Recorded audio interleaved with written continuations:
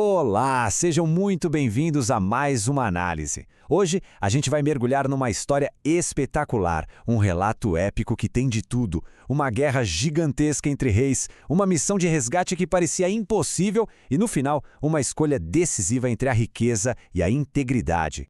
Olha só para isso. 9 reis, um único campo de batalha. É um cenário de proporções épicas, não é?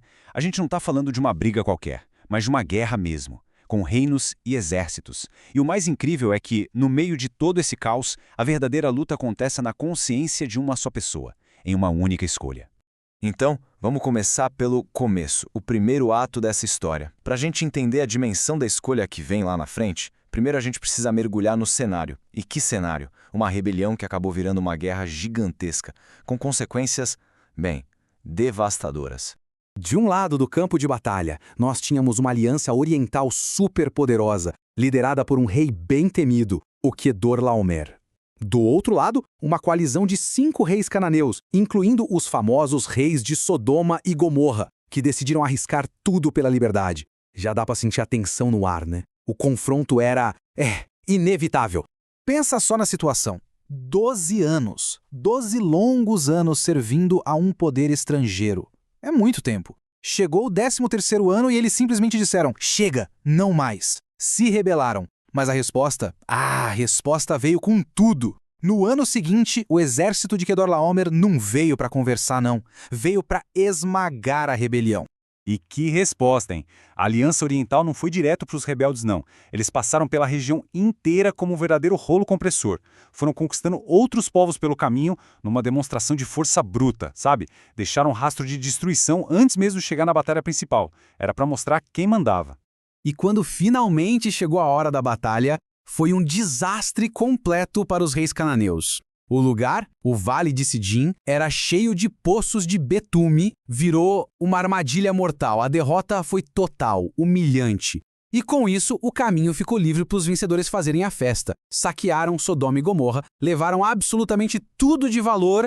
É exatamente aqui que a história muda de escala. A gente sai da guerra entre nações e entra num drama familiar. Porque no meio de todo aquele saque, uma pessoa específica é levada como prisioneira. Ló, o sobrinho de Abrão. Olha que ironia. A terra que ele escolheu porque parecia tão rica e próspera, Sodoma, agora era a razão da sua ruína.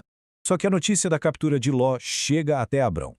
E o que acontece em seguida é uma das missões de resgate mais inacreditáveis que se tem notícia. É a prova de que, às vezes, a lealdade de uma única pessoa pode, sim, peitar exércitos inteiros. 318. Guarda bem esse número.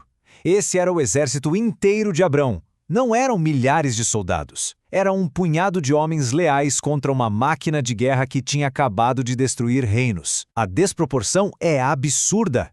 Mas quem eram esses 318 homens? Eram mercenários? Soldados profissionais? Nada disso. Eram servos nascidos na casa dele.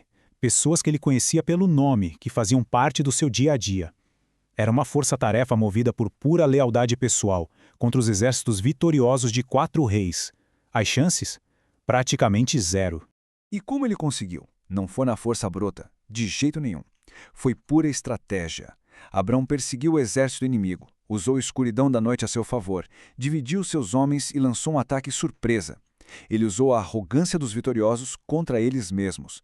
E o resultado? Vitória completa. Trouxe todo mundo e tudo de volta.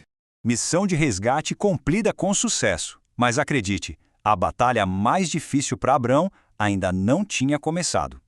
Na volta para casa, ele é recebido por 2 reis, e cada um deles traz uma oferta, uma proposta que vai testar a fé e a integridade de Abrão até o limite.